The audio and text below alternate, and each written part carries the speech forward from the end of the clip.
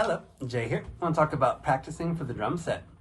Okay, first of all, practicing is very important, and it's usually going to be a very individualistic thing because everyone's got different schedules. Everyone has different things in their life. You could be a kid, you could be older, but no matter what, it's important to practice, and we're going to talk about a couple ways to mix it up and to make a good schedule that's right for you or the student, and that's productive and will lead to improvement.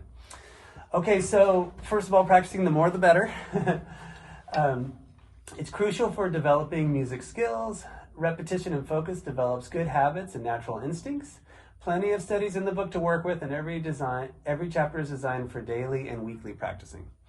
Okay, let's go ahead and start talking about some different ways to break it up. Now, I've been asked what's a good amount to practice every week, and that's a hard question, but I would say if you can get in a good hour and a half for a student, that's pretty good for a week. And you could break it up into days. You could take days off too, but I'm going to give you a couple examples here and try some out, see what works good with your schedule, balance it with school, work, and all the other essential things in our lives.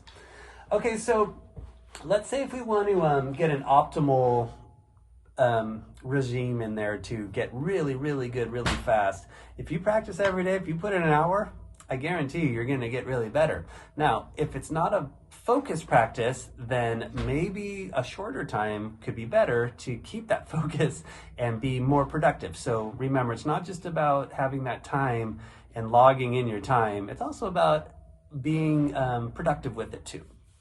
Okay, so let's say if we start off with example number one, if I'm going to practice every day for 5 days a week, 45 minutes to 1 hour, and I'm going to take 10 to 15 minutes on each part of the chapter. So we have our rhythms and rudiments, beats and fills, and a study. That's a really great way to go. You're definitely going to get some good results from that. Okay, now let's say if I do number two on Monday, I'm going to put in 10 to 15 minutes on rhythms and rudiments. And 10 to 15 minutes is a pretty good, that's a good reasonable example of getting in some time. It's not just 1 minute, it's not an hour, but it can be very productive. So 10 to 15 minutes, if you're very busy, try that one out right there. Okay, so let's say if on Monday I hit my rhythms and rudiments, then the next day, Tuesday, I put in 10 to 15 minutes on my beats and fills. Wednesday, I go to 10 to 15 minutes on the chapter study. Okay, now I can just repeat that as we go on to Thursday, Friday, or I could take a day off. You can mix it up from there. So if you do hit those 3 days, it doesn't mean to take the rest of the week off, but you're definitely doing really good on getting in the balance of the chapters. And like I said, maybe hit the next day, take a day off, hit a couple more days in a row, however you'd like to do it.